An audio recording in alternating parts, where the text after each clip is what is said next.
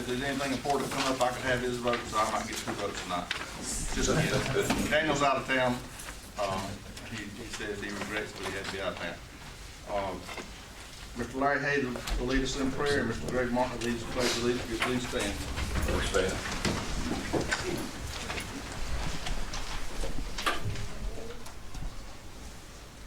Father, with the greatest of pleasure and honor, we come before your eternal presence. We present our county to you, Lord, to watch over it and to take care of it and give it your very best attention. We ask that for the citizens of this great county. Lord, we ask that for the department leaders and each member that serves under them. Father, we ask for guidance tonight for our county commissioners. Direct them in your path, Lord, and show with each one of them individually your agenda for Bladen County for the future. We ask your direction now, Lord, and we look to thee. We do this in Christ's name and all of God's people. Amen. Amen. I pledge allegiance to the flag of the United States of America and to the republic for which it stands, one nation, under God, indivisible, with liberty and justice for all. Entertain a motion to approve the consent items. So moved. Second by Mr. Priest. Any discussion? All in favor say aye. Aye. All opposed? Item 3 is a public hearing. I declare the public hearing open to receive comments regarding the proposed amendment to the Bladen County tobacco use ordinance. Anyone like to speak on behalf of the tobacco use ordinance? If not, I'll close the public hearing. Item is individual delegation wish to address the commissioner. Ms. Marie. Mr. Dawson Singletary signed up. Okay, Mr. Secretary. That's right. My name is Dawson Singletary. I live at 750 Richardson Road, Bladen, North Carolina. I'm here to address the possible clean out of Bryant Swamp. I've been following this Bryant Swamp thing ever since I was a kid. It's a catastrophic failure of our soil conservation department. The design of it allowed for the settlement out of laterals 1 and 2 to proceed down the run and literally dam the thing up. We're in a lot worse shape now. Bladen's in a lot worse shape now than they were in 40 or 50 or 60. Because at that time, even the small canal was open all the way to the Davis Canal. Now, the Bryant Swamp Drainage Corporation filed a petition with the clerk of court in 69, stating that they would go to the end of the Davis Canal and come out with a 32-foot wide canal up to a point which happens to be my line, but it's about 2 miles. That portion was never done. So what we got is 28 miles of ditches coming in on the town of Bladenboro and no outlet. Now, when I say it's a catastrophic failure of soil conservation, is from day one it was apparent that lateral 1 and 2 were eroding tremendously. Mr. Gallagher inspected them. I pulled his inspection reports and he didn't say nothing about it. And he inspected them time and time again. Sam Warren come and did the same thing. And when I say it's eroded 4 foot for a half mile or better. And all that dirt's gone down the run and blocked it off, made a berm across the thing like at the beach. This thing of just cutting a few little trees out of the road and whatnot isn't going to work. It was totally cleaned out back in 2006. It's all that the Bryant Swamp Flood Control was dealing with. And it was totally clean going into Matthew. We flooded. Back before it was stopped up, we didn't flood like that. The water couldn't get to us as quick, couldn't get to the town of Bladenboro as quick. It's also apparent that this group of people that filed this thing has never fulfilled their obligations as a corporation. They have never issued shares, never had a meeting that I know of, and I own about 1/3 of the run from Bladenboro to Big Swamp. And it's just a disaster. I'm asking you to not spend any funds on that thing now and let us get with the Corps of Engineers. We got a catastrophic event in Matthew. They might let us go down there and get some of that dirt out of that run. But if you approve what you got going, it's gonna be, if we get a 10-inch rain event at Bladenburg, they gonna flood. If we get a 7.5, 8, I'm gonna get a 100-year flood. In other words, it stopped up, it comes down on me and stops. Order standing still.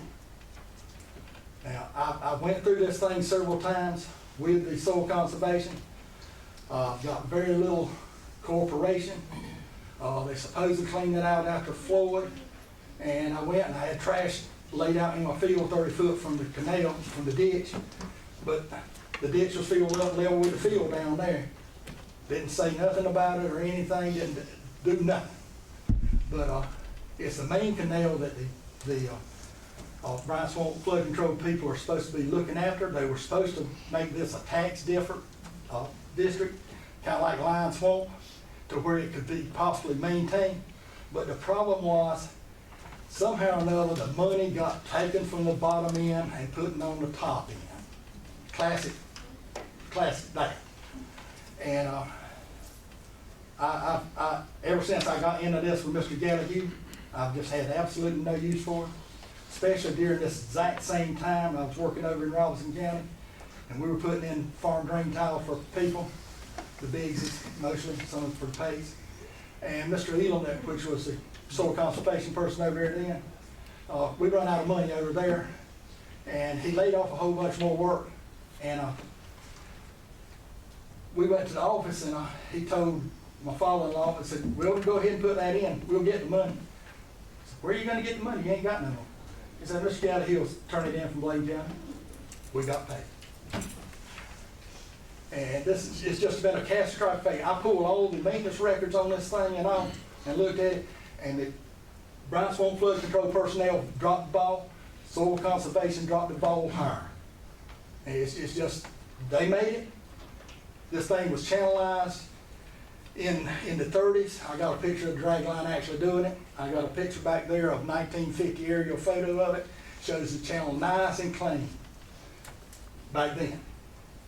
And this thing, the design they come in here to do to drain a few people's land, and it's just been a disaster. Thank you. Thank you, sir. Any questions? Anyone else? Item 5 is a matter of interest, Commissioner. Anyone have anything? Greg, I'll turn it over to you this time. Okay, thank you, Mr. Chairman. I'd like to call on Human Resources Director Shantia Keaton to introduce our summer intern, Mr. Justin Ruffin.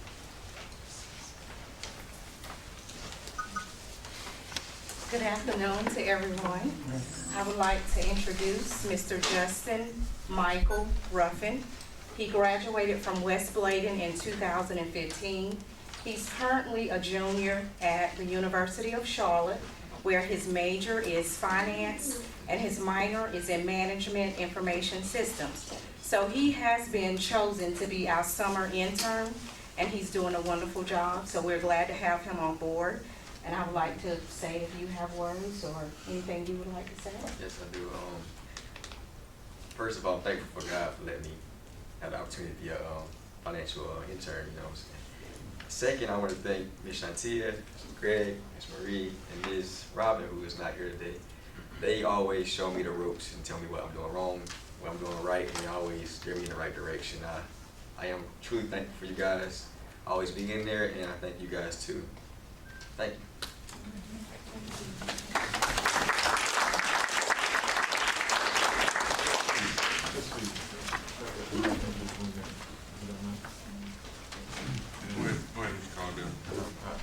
What I'd like to bring to the commissioner's attention is, I met with DHSA board in Raleigh and with some mental health concerns in Bladen County. And when I was there, I met with East Point and the director, and they stipulated that the county that the MCOs work out of, that county can recommend and ask for consideration of certain entities to come into their county. And it's not that they'll ask, that we can ask for them to do something. We can ask for their permission or consent to endorse someone as to provide service in Bladen County. And what I would like to do is for this board to see if Mr. Martin, if it's fine with the commissioners, find out what's necessary for us to endorse a facility here if we want to endorse one here in Bladen County. What do we have to do as a board to endorse a facility if it's here? All we're doing is not asking for them to do anything, but just endorse some bricks and mortar that's here located inside the city, inside of Bladen County, so that we can have some services for substance abuse and opioid and different mental health situations. Okay, Mr. Martin. I'll be glad to.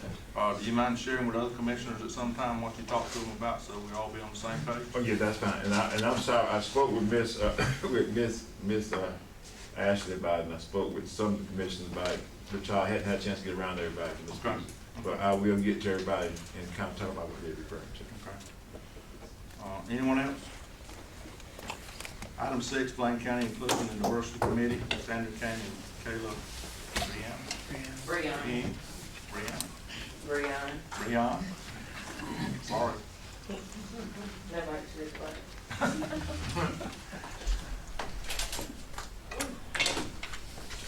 Good evening, and we appreciate the opportunity to come and speak with you for a few minutes this evening.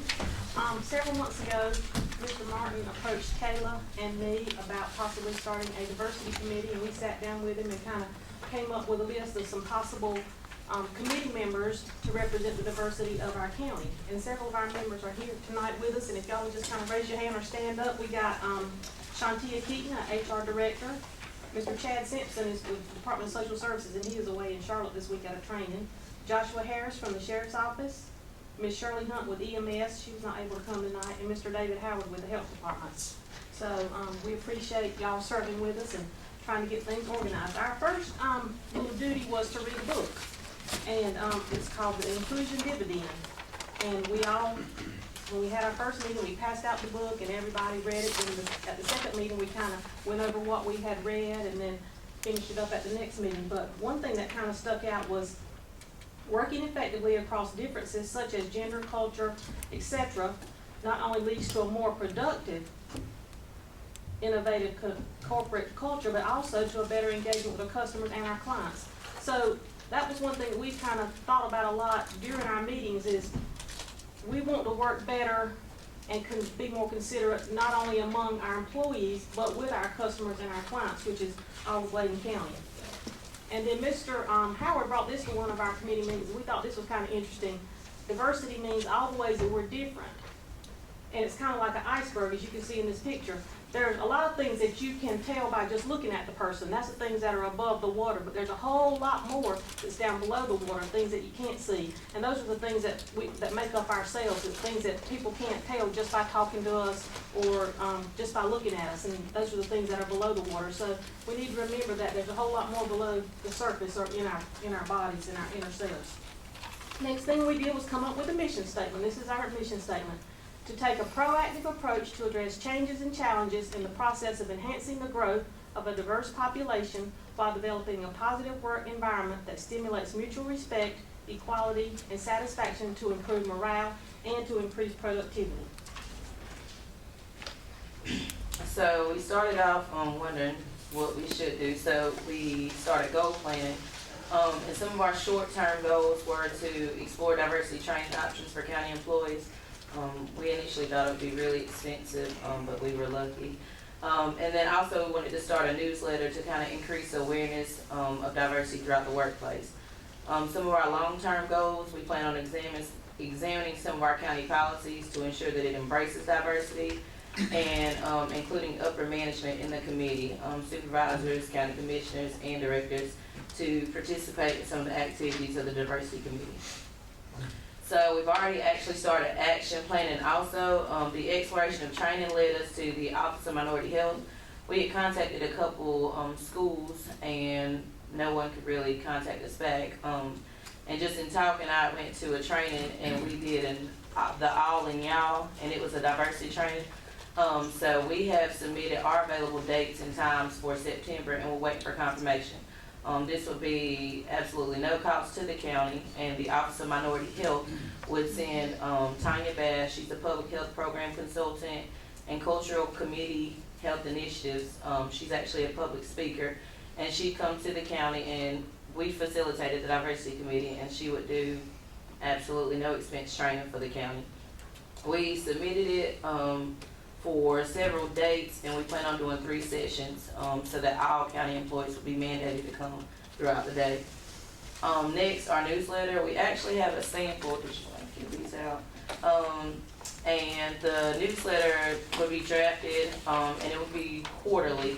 And in doing research on diversity newsletters, we realized that most of them do holiday significance, awareness months, random policy alerts, just kind of making sure that the employees understand their policies, and current events with politics and government in relation to diversity. This first newsletter is just a draft, just kind of just general, and discusses the overall gist of the diversity committee, and it's actually formatted in email format, so it goes directly out to email. And Mr. Howard actually asked that we leave it kind of open for suggestions, so that you can invite employees to share the different things that are below the surface, to kind of increase the diversity and let people know what other people are doing, because a lot of us don't know each other. I work at the health department, someone works at DSS, they may have a lot in common, but we don't really get in contact. So just to kind of bridge the gap between all the different entities within the county. Any questions? Thank you. Thank you. Keep in mind, we're gonna be looking for one of y'all to serve on our committee in the near future. Register of Deeds, Mr. Beverly Park.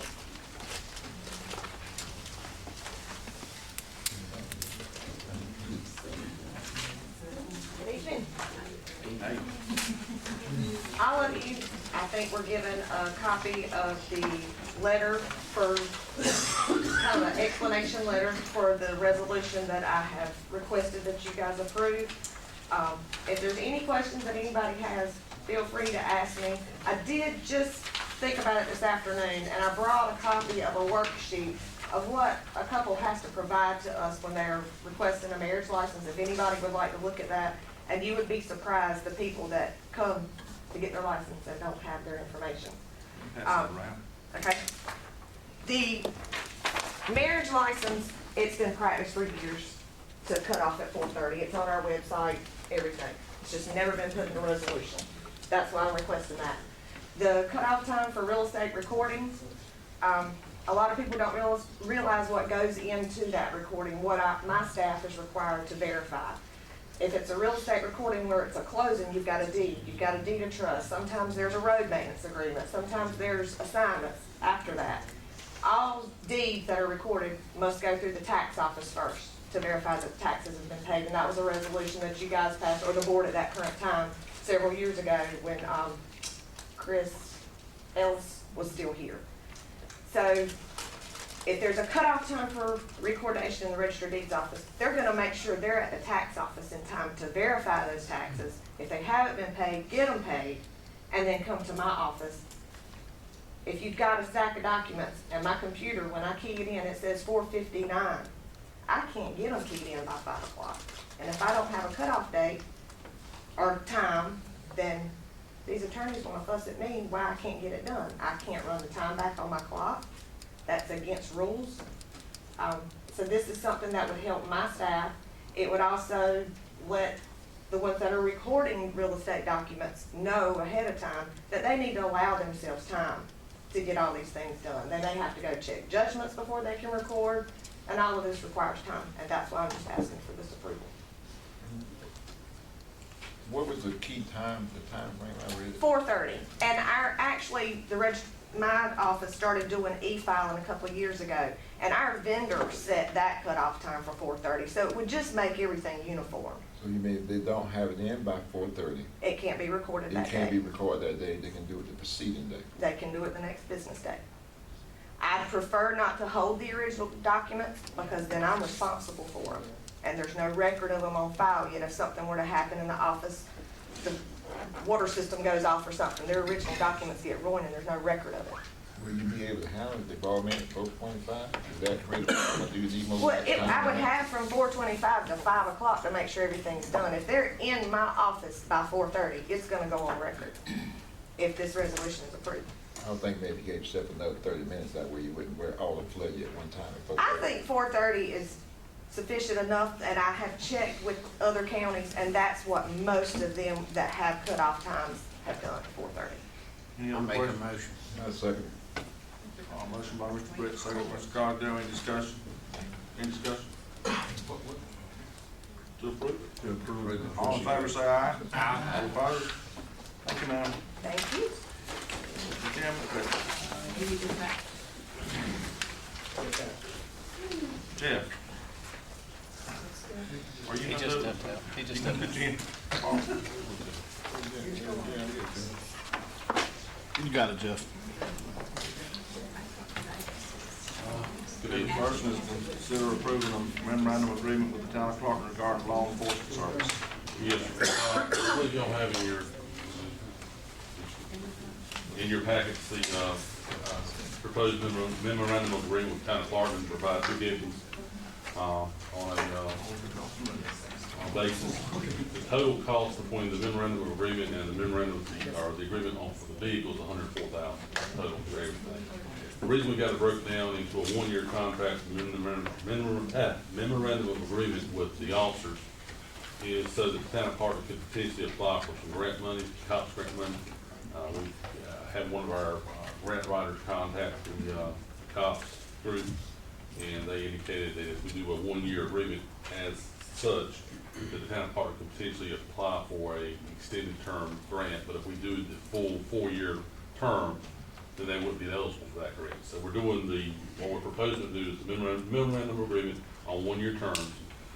In this whole process, though, we're providing vehicles to the town of Clark, and it's approved, and that's where the 4-year contract comes in for the vehicles. So that pays for the vehicles regardless of whether they get the COPS grant or not. And we've got, I guess, a gentleman's agreement that they'll continue to renew this each year thereafter.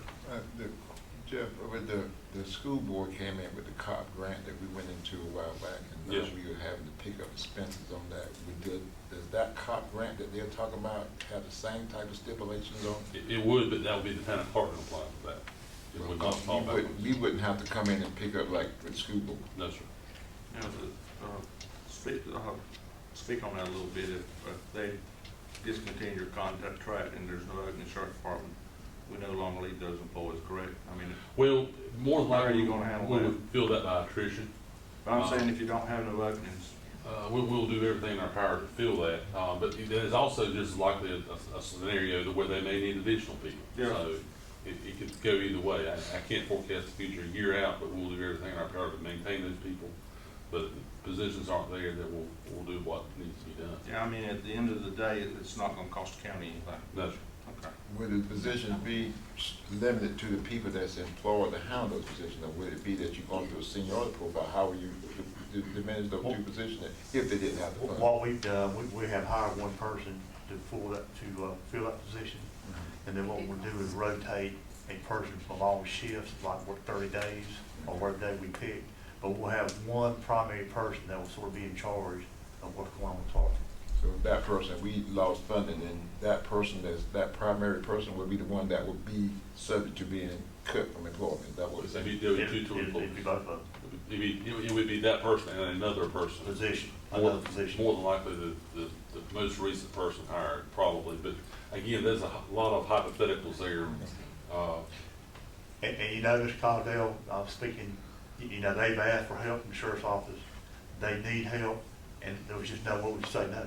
Okay. So, we got to pray that things work out their best and provide coverage for them. Mr. Chairman. That's what I think we need to do. That's one question. This deputy, will he be able to respond to other calls or just within the city?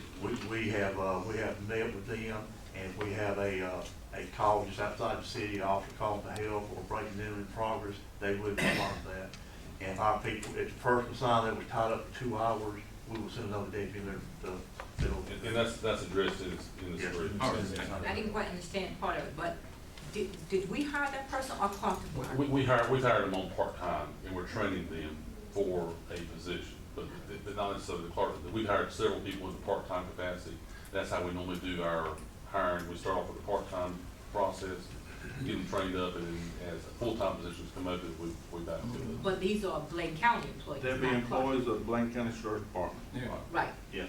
okay, all right. And to try to fill what you're asking, that they'll have liaisons there, and they will work solely with Captain Briggs, who's under uniform patrol, so we manage our people. Okay. Okay? Yeah, I think it's a courtesy and a great effort from the county to do that. It's gonna make Bladen County a safer place. So, thank you. Any other questions? So moved. Second by Mr. Priest. Any discussion? All in favor, say aye. Aye. Thank you, sir. Planning Department, Mr. Greg Elkins.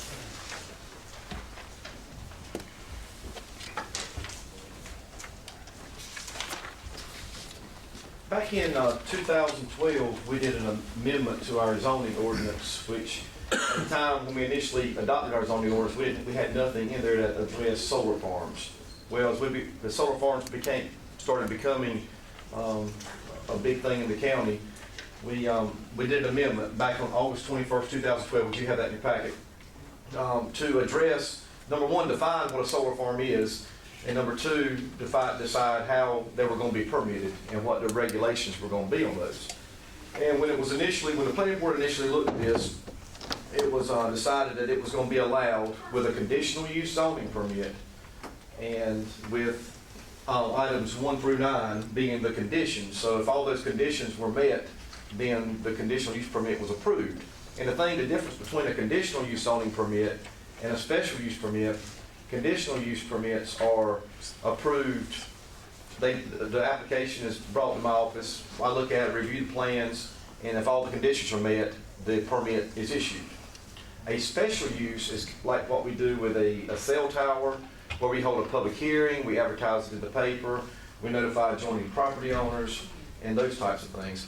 So Greg and I were talking, with all the things that has come to light lately dealing with solar farms, that it probably wouldn't be a bad idea to change the condition from a conditional use to a special use.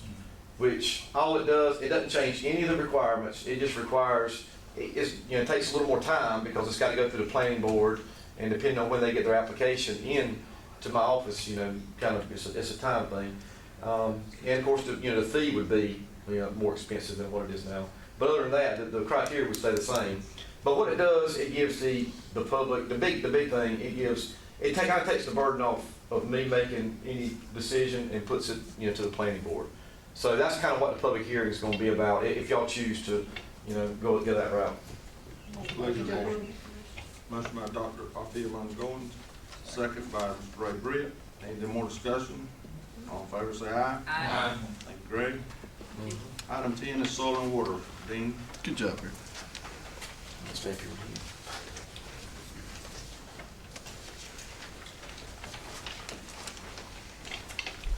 Bladen County is qualified for some grants to help us with some of the storm debris that was put in there by Matthew and some of it has been there before. And a lot of this is the flooding areas that we're gonna really put on the high priority list. And we've got a total of $1.1 million. And we're gonna be able to do a lot of work on this. We're gonna try to get the big swamp from just above Highway 41 all the way to the Lumber River. This is a cooperative effort with Bladen, Robinson, and Columbus County. Columbus County is going to pick up where we leave off, the Lumber River, and they're going to take it to the South Carolina line. This has never been done before. There's a lot of trees blocking, beaver dams. There's a lot of structure blocking the flow of the water. And this affects western Bladen County. So that's one area that we're going to do. We're also going to do the lower end of Bryant Swamp from Richardson Road down to the big swamp and try to get that water also flowing on the lower end. We're gonna do the entire Black River and South River. And that's gonna be a huge project to do this. As you know, all up and down the Black River, there's been flooded homes. A lot of lives that were misplaced, caught storm after storm event. And it's a blessing to have these funds to try to provide some relief. We're not planning on doing any sediment removal with this grant. We may try to do a little in the Black River where there's a stretch that we cannot get to. We can operate under a nationwide permit which would allow us to clean out to its existing depth, but we will see when we get there. I'm hoping we'll have everything approved with these grants to where we can start work in the middle of October. That's the goal. We're putting together the bid packets right now. We've got a strong contractor list, some of them local, some of them not local, and we'll see where it goes. Can I ask a question on that? You saying debris removal. When I come down MLK and go down beyond Richardson Street, when I look at that creek that runs across there, every time it come a massive rain, that thing will come out of the bounds. Browns Creek.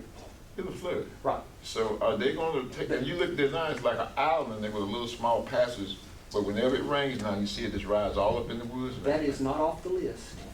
Let me tell you how this is. We originally had $294,000 and prioritized rivers throughout the county. And of course, the Black River was number one. That was going to take a lot of the money. Okay? We were able to get another grant for $800,000, but it was targeted to the flooded areas in the county. That frees up that $294,000. I'm sorry, $241,000. I'm so sorry, $241,000 to be used wherever we see a need in Bladen County now. It's not been designated to a channel yet because we freed it up from the Black River because we're going to use the bigger grant on the Black River. Okay, so the Browns Creek that runs through Elizabethtown is probably the next highest priority. Okay, so yeah, there is, and that'll be the next stage, and we'll decide in September where to spend that additional money. The only reason I brought that up particularly was because every time there's been two bad storms, Fran and Matthew, that bridge literally washes out, and people be in danger, and I don't want to see them get killed, somebody coming across that thing, because now when it rains, just a massive rain, it'll just about fill up. It does. Houses flood out there. And there's a possibility we can request for more money. I don't know that we can get it, but we have $241,000 that's not designated to a channel yet because it was freed up because we got another grant. But that is a need, that Browns Creek. The Soil and Water Board is making the decision, okay, on how to prioritize these things. There's channels all over Bladen County that need cleaning out, and we can't do them all. So some communities will be left out, so we want to do what will be the biggest impact, okay? And have the biggest impact, that's the goal, okay? So we welcome input on that. The reason I don't. And that is limited to trees and debris and stuff like that that's in the channel. We're not doing settlement clean outs with that. Is there any way the citizen can make a file, a petition, or anything to the Soil and Water Conservation? Yeah, like absolutely. You're welcome to. So we just file that to them. In Kelly, every time they flood as well, have you been over there and look at them and see what the river is? Yes, ma'am. In Kelly, the Line Canal, we requested funds for the Line Canal, and the Line Canal Drainage District also requested funds. And I got a call from the Division of Soil and Water head and said we would like to award the Drainage District these funds. Would you mind if and let them do it since you have so much going on in other places? And I said, absolutely. So we released those funds. They have funds to work on it too. We're working on the White Oak Canal too. The White Oak Canal is in pretty bad shape. But we're going to be doing the Line Canal And I will be involved with it, but I won't be administering the program, the drainage district will, okay? But the line canal and the diversion canal is definitely gonna be done.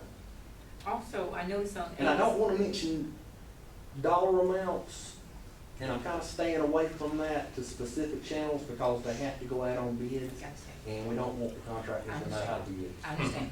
Also, I noticed on 87, you've done someone taking care of that canal in Carver's Creek, because they're washing away. Right. And there's another one further on 87 toward East Arcadia, or Carver's Creek, it's washing away. And then the canals in East Arcadia have not been cleaned in 15 years. Right. So. And another high flooding area was Ellis Creek, going up to White Oak, and the Browns Creek going through town. So we really, it's not an easy decision on prioritizing these things, which one's the worst, and we look at it from how it's affected human life. Okay? But are they in the channel? Say, it may be 5 years from now, but not just forgotten. Is it in the plan at all? I mean, Yes, they're on the list. They're all on the list. Okay. Okay? And yeah, we welcome input with them. We really do. Because we're not gonna make everyone happy. We want those dollars to go just as far as we can. Okay, when we designate a dollar amount for a stretch of channel, and it comes in under bid, and we can get it done cheaper, we can keep that money and use it somewhere else. So we've got a lot of money that we've never had before, and it doesn't come every day. It really, truly doesn't come every day, so we're gonna try to do some good with it. Okay. Item B is consider approving the U.S. Department of Agriculture and Natural Resource Conservation Service Funding Agreement. All right. What's going on with that? Let me just tell you. Our office is county office and federal office. We have federal employees that pay rent to be in our office. And they're paying, it's on a 5-year agreement, and it'll be a total of $12,600. Now, in the past, they've just paid the lease, and there wasn't any problem. Now they're putting a few conditions tied to it, which puts, it really doesn't change a whole lot other than over the 5-year contract period, they want 21 public outreach or educational programs given by the district, which is me, okay, and my administrative assistant, and keep records of these and show, and this is from top down from the federal government requiring the states to do this, and they're gonna have to do it in every county.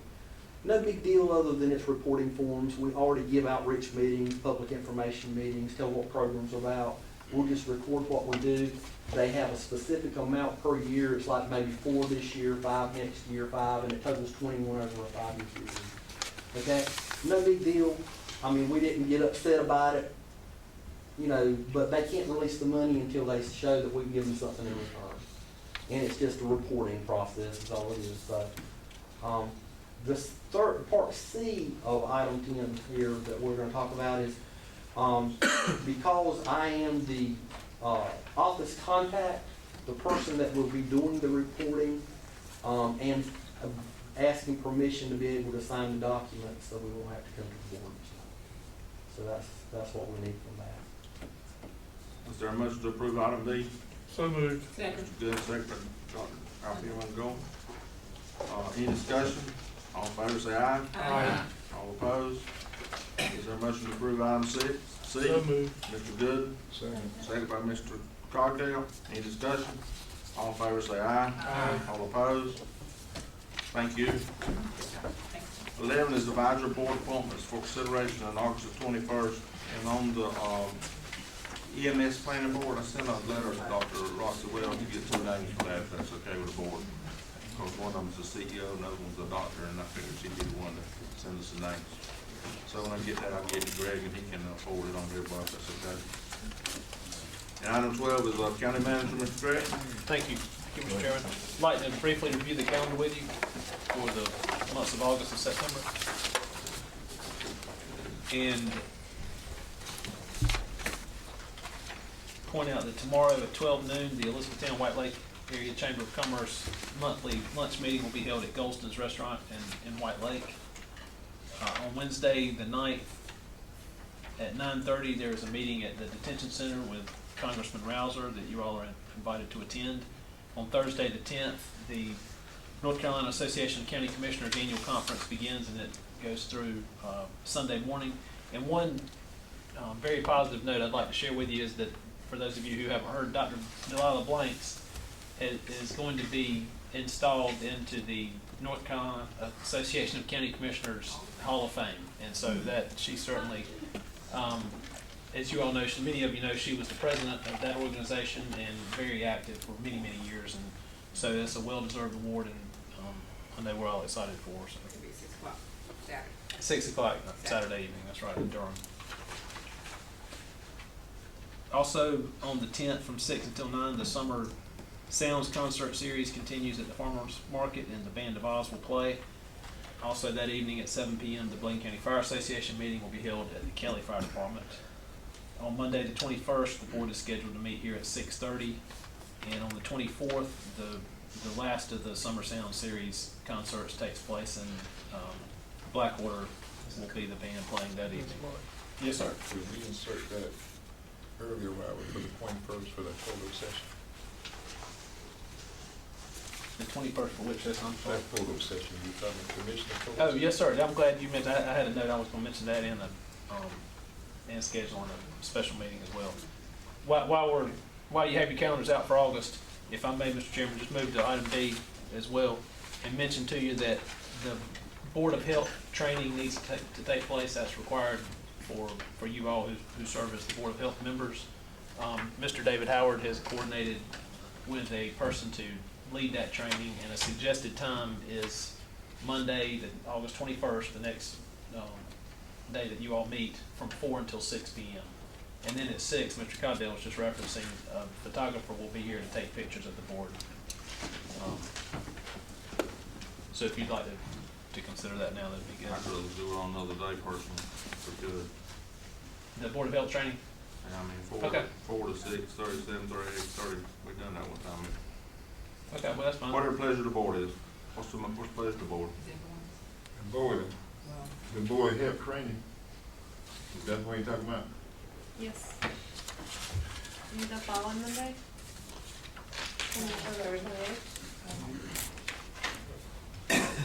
Got flexible. Well, that's what I'm saying, we could come back to you with another date. Yeah. We'll check with them to see if the 28th works, if that's good with 4 to 6. It won't go for me. 4 to 6. It won't for me. That's not part of your school. I won't make it for Okay.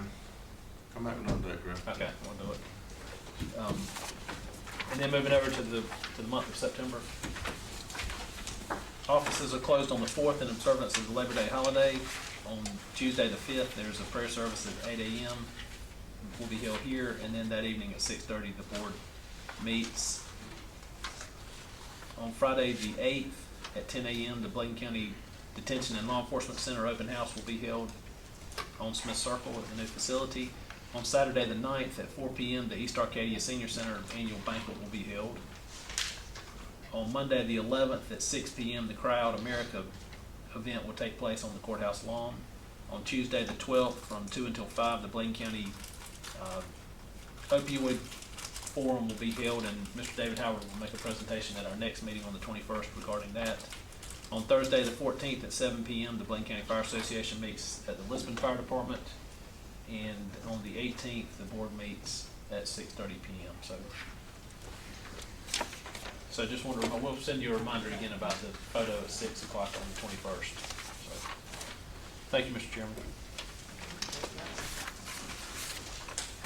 That Saturday, September the 9th, is East Arcadia Senior Center's annual banquet. Is anyone want to volunteer to go speak? Because I'll be at fun day at Bladen, I'll read the book.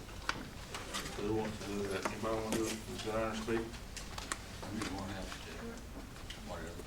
All right, Ray Britt will go. Thank you. Okay, item 13, individual delegation wish to address the commissioner. Item 14 is, please read your correspondence, and item 15 is, I entertain a motion to adjourn. So moved. Scott, a second by Mr. Book. Any discussion? All in favor say aye. Aye. Hear yourself